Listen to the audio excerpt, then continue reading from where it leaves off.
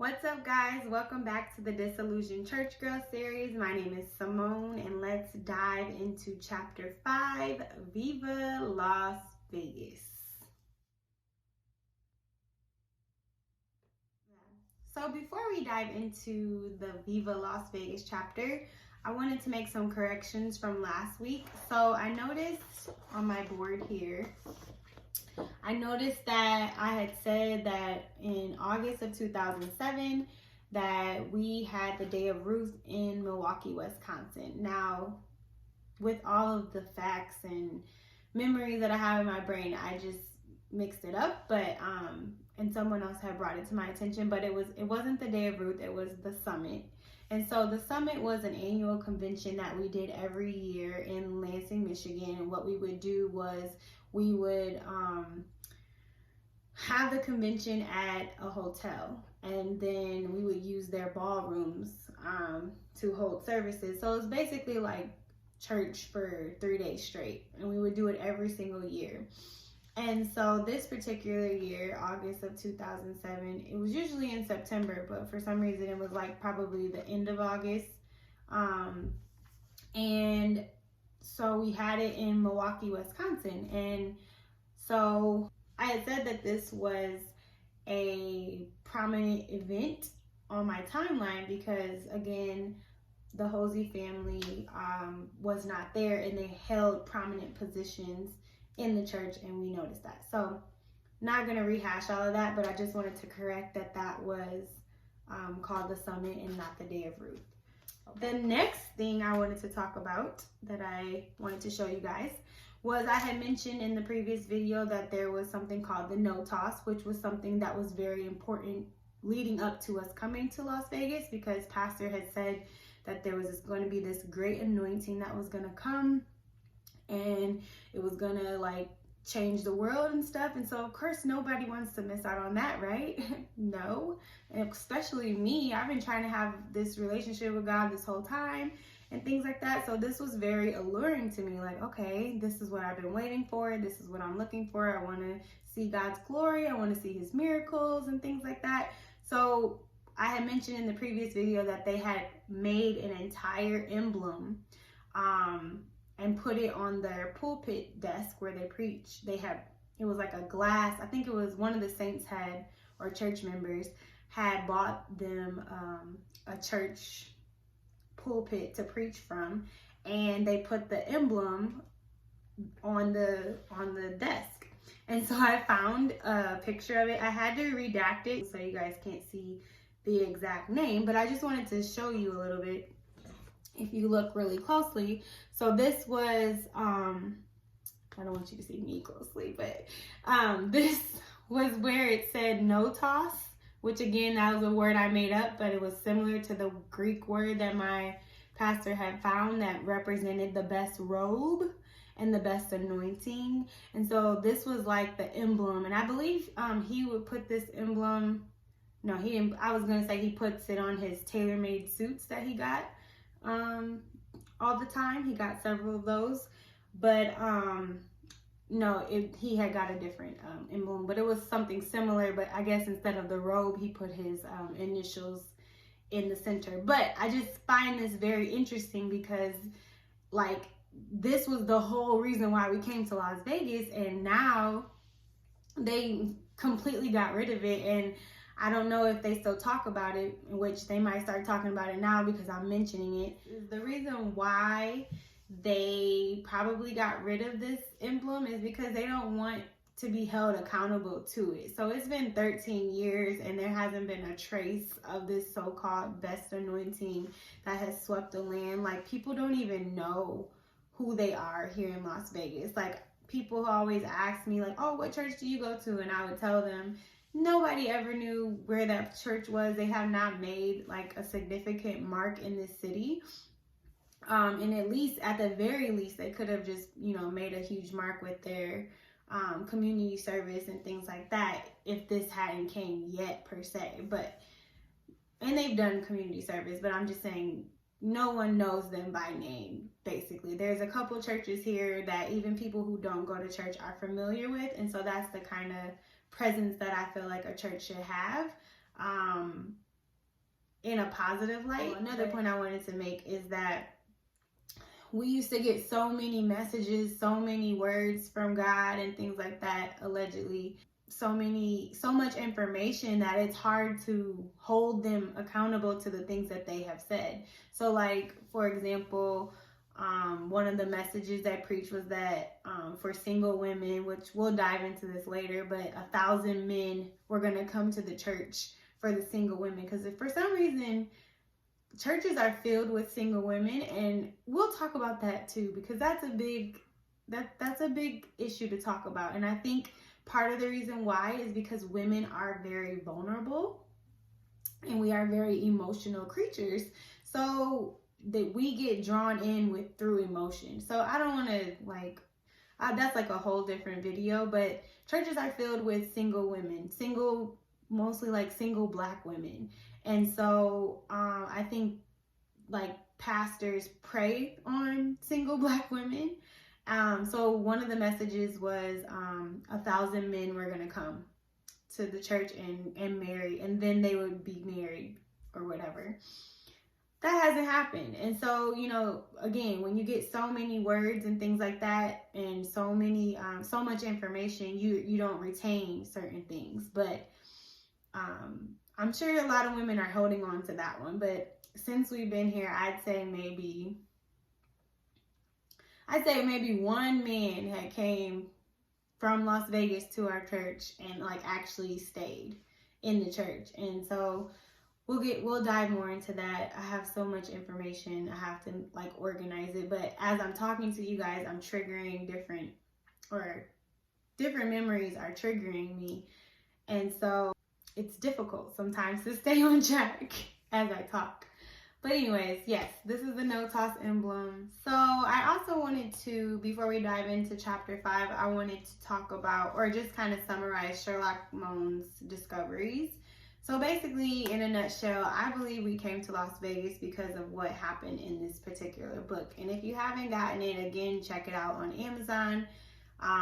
But it will help you understand my story. So I came to Las Vegas with my pastor and his family, along with like 300 other people, and I believe it was because of what happened in this particular book. So Ebony talks about her abuse that she endured, and she kept it a secret for about 10 years, and because of that, she became ill because she was hiding what happened to her. And she was trying to, she thought that maybe keeping it a secret would protect like the people in the church, because she didn't want to ruin people's faith in God and stuff like that. And so she talks about it in this book. And so the reason why I believe we came to Las Vegas because of this situation, or abuse, because let's call it what it is because in February of 2007, they already knew that that Las Vegas was per se like the city. But they didn't announce it until Ebony's family left the church. So it was like when they left the church abruptly, to me, it seems like fear kind of gripped, the pastor and their family. And so as soon as her family left the church, then they were like, oh, we're going to Las Vegas, like a month later, which to me, the timeline is just a little too close for comfort. And then we move out here, which I'm not really sure, and I need to still do some research as to why Las Vegas. Like, to me, I kind of feel like it has something to do with your assets being protected or something. Like, I don't know if they thought the family was going to sue them or whatever. Like, I don't know the details. I'm just speculating. But yes, I feel like we came out here because of a scandal. And it breaks my heart because a lot of people gave up a lot of things: jobs, 401ks, houses, just a lot of just jacked up stuff. And I witnessed it with my own eyes. I witnessed people leave businesses that they had for years, come out here and do completely different jobs that they've never done before. It's just sad, and it just blows my mind that someone could be so narcissistic, so self-centered and selfish, instead of just apologizing and saying, you know what, I'm wrong and I'm sorry, and what, that's, to me, that's integrity. Like, I would have so much more respect for people that make mistakes and say, you know what, I made a mistake, and who knows, if they would have handled it correctly, maybe Ebony would be still alive to this day, because you acknowledged, you know, the situation, and apologized. Who knows? But I don't know, it just blows my mind, and that's why I'm doing these videos, because people are still there that I care about, and they might think that I'm like Lucifer himself right now because I'm talking about it. And that's fine. They can think that right now. I'm definitely not him, but I care. I care about people. I care about their finances. I care about their well-being. I'm a social worker, so I naturally care for people who are in vulnerable situations. So I naturally want to help these populations. Like, I have a heart for these people, and there's so many, like, if you ever got to meet anybody from the church, like, there's some really good, like, sweet, kind people there who are just loving. Like, they give you big hugs. I don't know about now because of COVID, but like, they're the most loving individuals there, and it just hurts my feelings that they're being taken advantage of, you know. And they, you know, they're gonna say that this is a lie, but honestly, like, it wouldn't be, it's hard not to believe it because of the way they treat people. So, like, had I read this and like nothing that she said rang a bell, then it would kind of be hard to like believe it. But everything she said was like to the T, and it reminded me of who she described, the behaviors and the incidences that she talks about in her book mirrored some of mine with the same exact people. And so it was just, I had to believe it. Number one, because I'm a social worker, and the first thing, like, one thing I didn't know is that licensed clinical social workers are basically therapists. And so you can't have clients come into your office and not believe them. So number one, she gets I believe her just by default, being assumed to be clinician. But also, I believe her just because the experiences mirrored mine. And so, I don't know if you guys noticed, but I had this pin on last week, and it says, "I'm sowing mercy." And so, this was what really like tripped me out. So, as I'm reading this book, Ebony talks about how the abuse took place, and then pastor had preached a message, basically telling her to forgive the situation that took place. And so the message that he preached was, "I'm sowing mercy." And they had yellow pins, and you know, all the church people got pins. Now, mind you, I believe when they preached this, I was like in elementary school. So the fact that I could dig through a box, which this is my mom's, but I dug through a box and I found this pin, and the fact that I have it and that I'm reading about it and then I have it just blows my mind and just makes it even more real to me. And they still do this to this day. They only preach messages based on like things that are going on in the church, and they act like it's coming from God, but it's really not. It's just they talk to somebody and they got a message. So like, if say somebody got caught like having sex before marriage, then they're gonna preach about fornication, or they basically, that's just how they get their messages. So it's not from God. So this was like mind-blowing to me, and the reason why I put an X on it is because I'm not sowing mercy. No, we're not sowing mercy. Not for them. No, they've had mercy for a good 30 years, and so it's time to tell the truth and shame the devil, as they would say.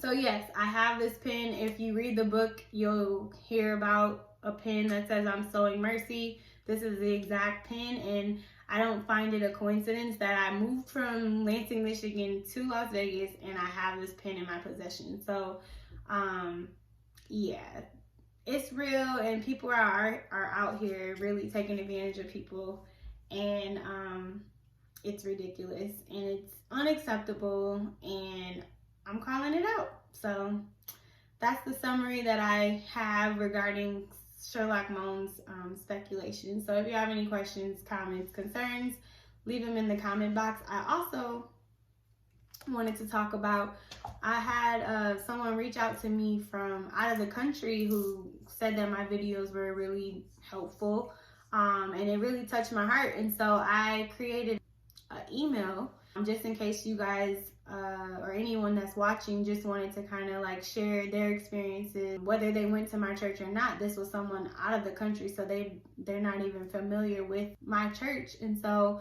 my email address, and I'm going to put it below, but it's disillusionchurchgirl@gmail.com. So if you just want to reach out and chat a little bit or share your experiences or give me constructive feedback, as my sisters T and T did, I am happy to read your emails and get back to you at my earliest convenience. But I'm really grateful for all the feedback that I've gotten from different people. So I do appreciate people that are reaching out. It's really encouraging because sometimes I don't want to do it anymore. But then every time I say I don't want to do it anymore, then it's like someone says, oh, we really enjoy your videos and it's really helpful and things like that. So, and it's actually been helpful for me, just kind of putting everything together. And again, it's disillusionedchurchgirl@gmail.com. So hit your girl up and we'll chat about some things. Okay, so let's dive into chapter 5. So a lot of you may be wondering, when I bought the ticket with Minister Giovanni on the church stairs, where was I going? I didn't know exactly where I was going when I bought the ticket. I just bought the ticket as a move of faith. So the tickets, I had to hurry up and get it because they only gave us a 2-week notice. So I think I got the ticket. Well, Minister Giovanni got the ticket. I ended up paying him back as soon as I got my money from my student loan refund, which came in handy a lot throughout my time in Vegas. But I had there was like a service, a Tuesday night service, where they had us filling out these little slips of paper, and it was like, do you plan on going, yes or no? What is the address that you have? And it's like, we don't have an address. Like, why would you even put that? So I literally put 777 Faith Lane, because I didn't have an address at the time. And I said that yes, I was going. And we gave them the slips of paper or whatever, which I kind of speculate that they were just trying to see whose income are we gonna have to follow us immediately, type of thing. Like, they were trying to see what their money was looking like by seeing who was actually going. Like, oh, okay, I know so and so, they make 6 figures. I know so and so, they make 20K, type of thing. So that's just speculation. I don't have proof of that. But anyways, so one of my favorite church sisters, who has been very supportive of me even to this day, we'll call her Chica. So Chica, she was, I'd say she's probably maybe 15 years older than me. Maybe. I don't know exactly how old she is, but she's super young and gorgeous. Anyways, so Chica was talking to me, and she was telling me that I was like, do you have a place to stay? And she was like, yeah. And I was like, for real? And because I'm shocked, we only had 2 weeks to do this. So she said, yeah, she had looked. And I guess North Las Vegas, if you guys aren't familiar with the city, but North Las Vegas was very new. So there was Las Vegas, there was Henderson, there was Summerlin. But North Las Vegas was, at that time in 2007, was developing. So it was a lot of new apartments were coming up. It's still developing now, but it was just brand new. It was a lot of desert land out there. And so in order to get people to move there, they had incentives. And so this particular apartment that she stated had an incentive of like 2 months rent free as long as you like paid, I guess, like the deposit and stuff.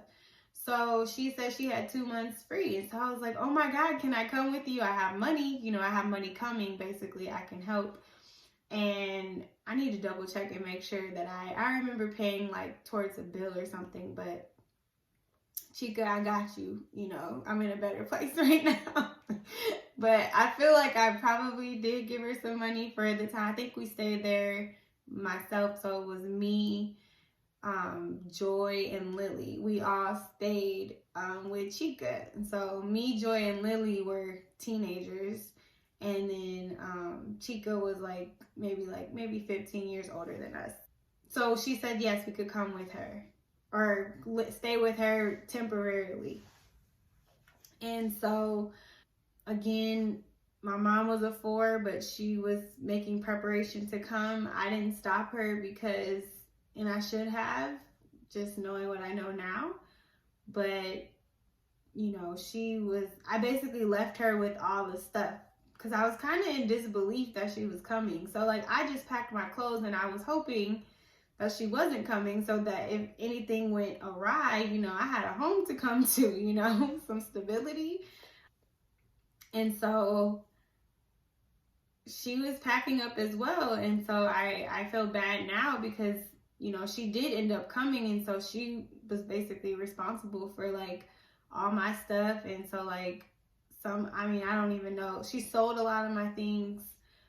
She ended up coming 3 weeks after I left to Las Vegas. And it was important for me to come, on November 5th, the same day that they left. It was just really important for me to come. Like, some people waited like 6 months to get their affairs in order. It was really important for me to come on November 5th. And the reason why is because they had made mention, they would preach a lot about the story of Gideon. So briefly, and you guys can read it on your own time if you want to, but the story of Gideon, that was something that Pastor was preaching a lot, and Minister Prima was she probably was using negative reinforcement. Pastor was using positive reinforcement by preaching the subject about Gideon. So Gideon was a man in the Bible who God wanted to use to attack the Midianite army. I guess the Midianites had stolen a lot of Israelite supplies. So the Israelites were the chosen people, God's chosen people. So so God chose Gideon to gather an army. And so Gideon he wasn't sure. And so he had like put God to certain tests where he like threw a fleece on the ground and was like, God, make it wet. Because he wanted to make sure, like, you calling me to come fight all these people, I need to make sure that I know that you're with me. I kind of like empathize with Gideon because, yeah, like, let's see, And so he threw a fleece, like a sheep's fleece or something on the ground and said, God, make it wet. God made it wet. Then he asked God, okay, give me a dry fleece and I want you to make the ground wet. God made the ground wet. So that encouraged him to believe that, okay, God is with me. So then God said to gather an army. And so it was like 32,000 people. And I need to have my notes ready, like, just in case I'm not saying this correctly. But he had 32,000 people with him. And then he said, if you're afraid, you can go home. And so at that time, I believe 22,000 people left. So they only had 10,000 people left. And so then the next test was, I guess, drink some water. And so 9,700 people drank with their heads down. But then the 300, those were considered, like, I guess, the chosen people because they drank water and lapped like a dog as they're drinking. So they had their heads still up. So those are the people that were chosen to go and fight the Midianites. And so basically, Minister Prima had reinforced to us, the teens, that we wanted to be a part of the 300. So she really was just encouraging us, you know, you follow your pastor and first lady. And one thing she had mentioned to us before, she was like, if pastor says, you know, paint the sky red, I want you guys, you don't question anything, you just grab the paint buckets and you go. And that was another weird thing that I never had mentioned before in the videos before, but these are the things that they were telling us, you know, like, don't question anything type of thing, or, you know, don't think too much about it, basically. So, because I mean, how are we gonna paint the town red, paint the sky red? So these were she just told us just to be obedient and just to follow blindly, basically. So it was really important to me that I went to the trip, or not to the trip, that I moved on November 5th, because I felt like it would signify that I was a part of the 300, Gideon's 300, which was reinforced to us over and over and over again. Pastor had also preached a message, I think I had mentioned it before, about the first ripple. And so as you throw a stone in the water, it creates ripples. And he was saying that, you know, there will be one group that goes first, and there'll be another group and another group and another group like that. So I wanted to be a part of that first group, you know, and dumbest decision ever. But, and I think had I not been so eager to go, my mom would have not, she would have like rethought it. I can't see her going without me. So I went first. She came 3 weeks later. She put her SUV on a truck. So all the church members, they had helped us organize for our cars to be shipped. I didn't have a car, but my mom did. So I think it was like probably like $1,000 to ship your car. And my mom ended up getting a bus ticket, so she was on the bus for like 3 days. I don't even know why she just didn't get it on the plane, but she got on the bus, and it was a 3-day bus ride. And she packed up some of her things and put it on the bus. But again, I had only had a suitcase, because in my heart, I didn't really believe she was coming. Like, I think I had already left, and then that's when she had like made the decision to really come. So my mom, she had just bought a condo. We were in a condo for like 2 years, and this is kind of fast forwarding, but I just wanted to make a point that I had only moved one time in my 19 years of living. From birth to 19, I moved one time. So my mom had rented one apartment, or it was a townhome, from birth to like 17, and then she purchased a condo at 17. So then we moved, and it was super cute condo. And so she purchased the condo, and we moved that one time. But then when I moved here to Las Vegas, now I'm settled, but I think I moved a total, and I counted it, a total of like 14 times. So if that just kind of shows you like the trajectory that I endured while I was here, I was not stable, basically. I mean, and we'll get more into it. Times where I was really hungry and I was like eating out the trash. And I might get a little emotional about these things, but hopefully the tears don't come. But yeah, it was kind of difficult. But it was like we were trained to not acknowledge the suffering, because it was like we were doing it in the name of God. So it was like, even though you, oh, I feel some tears. Even though you were going through a lot, and you were suffering a lot, you couldn't really, you weren't supposed to, like, I guess they told you weren't supposed to like complain. And they would tell you like being depressed and stuff was like not real, basically. Like, you're not supposed to show it, I guess. So I'm kind of fast forwarding, but I'm kind of triggering some feelings. But I do remember like when we first got here, being hungry and stuff like that, I had made, and I'm fast forwarding again, but like I had got a job, that same job that Minister Prima had talked about.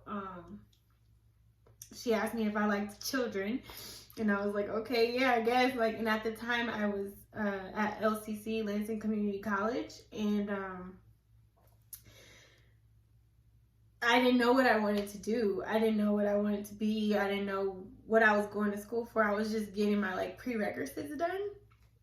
And so that job that I had applied for at the job fair in October of 2007, they ended up calling me, I think like in December of 2007. So I ended up working for them. But I only made $7.50 an hour. So and then they told me that if you wanted to get like a 50-cent raise or something, you had to do like maybe it was get a CDA credential, Child Development Associate, some certificate or something. So I was like, okay, I'll do whatever, at this point to get a better job and things like that. But I think I've talked enough this time. I got the water out my eyes. But yeah, there were some rough times that are ahead that I'll kind of talk about. But things are better now. I mean, we'll get more into the details and things, but I guess we just left off on like December 2007. So I had a job, but it was $7.50 an hour. And the reason why I was so hungry was because it wasn't a lot of money. I immediately went from, being in the comfort of my mother's home to basically fending for myself. And the one thing, or the one like light, I guess, that I had at that time was Minister Giovanni, because he, like, I could talk to him, like, we text all the time. I text him. I probably initiated it most of the time, but it's like when you're in a desert and you want a glass of water and that person is that glass of water, like, you're gonna go drink it, you know what I mean? Like, if it's raining, you're gonna get an umbrella. He was the umbrella. Trying to think of another like analogy to describe like who he was. As Lauryn Hill would say, he was the ocean and I was the sand. Okay, I can't sing clearly, but no, we'll get more into that. So the No Man's is kind of like, it has longevity, so you'll kind of hear more stories about Minister Giovanni as we progress. But we'll dive into that next week. I didn't think I was gonna cry, but yes, it came. So one thing that I forgot to mention regarding Minister Giovanni during this time was in December, so I was staying with Chica, Joy, and Lily. And in December, I got a phone call for an interview from that same job that Minister Prima had mentioned, which was Head Start. So thank you, Head Start, for hiring me, because I really needed a job. And so I don't know why I'm so emotional, but anyways, had an interview. I had texted Minister Giovanni, told him that I had an interview. By this time, Minister Giovanni and I haven't really gotten a name for one of his close friends, but I'll think of something for him. But they were in charge of delivering the cars, making sure everybody got their cars off of the transport truck. So I had went to go pick up my car, or my mom's car, because she sent the car before she got there. And so I had the car, and so I went to my interview, and literally, like, the first person that called me right after the interview was Minister Giovanni. And during these times of when I felt extremely special and loved and cared for, I literally remember like my outfit, what I had on, the shoes I had on, the skirt, like I had on a red vest. And maybe it's because this was like my first interview in Vegas as well. So it might not just be the fact that he called me, but I had on a red vest, so a white shirt, a gray skirt, probably some stockings because we had to wear stockings at church, and some red like clown shoes that I don't even know why I was wearing those because those are not cute. But anyways, so he called me, and I remember where I stood. Like every time I drive down that street, I look at that building, and I remember standing there talking to him, and he was just telling me like how to go, or asking me how it went and stuff like that. So he was very supportive, like just very supportive, and it was no coincidence that my feelings had grown. And I forgot to mention to you guys that when I went to Lansing Community College in Michigan, I took like a Bible class as an elective class, and one of the girls there was in my class, and we were the same age, so we kind of bonded. It was this white girl, and I noticed that she had a ring on her finger, like she was engaged. And so I, asked her, I was like, "You're married?" And she was like, "I just got engaged." And I was like, "Really?" And I was like, "So what's it like, because we couldn't date or anything like that." And she was like, "I'm 19 and he's 27. And she was like, "So like, but when God really, age doesn't really matter when God has somebody for you," or something like that. Like, it stood out to me because I was 19 at the time and Minister Giovanni was 27. So it was an 8-year gap. So it was just like, oh my God, back then it was just like, this could be a sign. No, Simone, it's not. But I was just really taken by that scenario. So it was just little coincidences that kind of kept the fuel burning in regards to my feelings for him. And then of course, like when he's calling, and this is his nature too, like his mom was Mama Love, so it's only natural that he would have that same type of characteristic as well. But again, being in an emotionally abused environment, the feelings came and I couldn't help. They were just seeping all out. Like I was busting out of the seams like a freaking Pillsbury dough biscuit coming out the can. So I couldn't hide it. It was yeah. So I just wanted to share that was like some of the things that he would do to kind of be supportive during this really tough transition. I literally became like an instant adult within like 2 weeks. Which wasn't the trajectory that I was heading for. Like had I stayed, I was accepted to Michigan State University, so I was gonna do 2 years at LCC and then finish my other 2 years at Michigan State. So that's probably that I would have stayed with my mom, so I wouldn't have had to grow up as fast, but became an instant adult. And he was like an instant best friend and an instant support system, an instant helper, because he would always be willing to like front the money and then I would pay him back for whatever. And that would be not just for us moving to Las Vegas, but even going on church trips that continued throughout the years. Like he was just always there and very supportive. So I was gonna like fast forward and kind of talk about like what's going on now, but basically like I haven't talked to him in 6 years.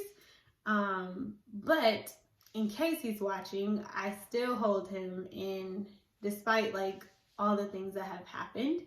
I still hold him in high esteem in a lot of areas just because of the support that he brought to me during those times. So we'll talk more about that, but I'll see you guys next week. And like, share, subscribe, and drink your water. Have a good one. Bye.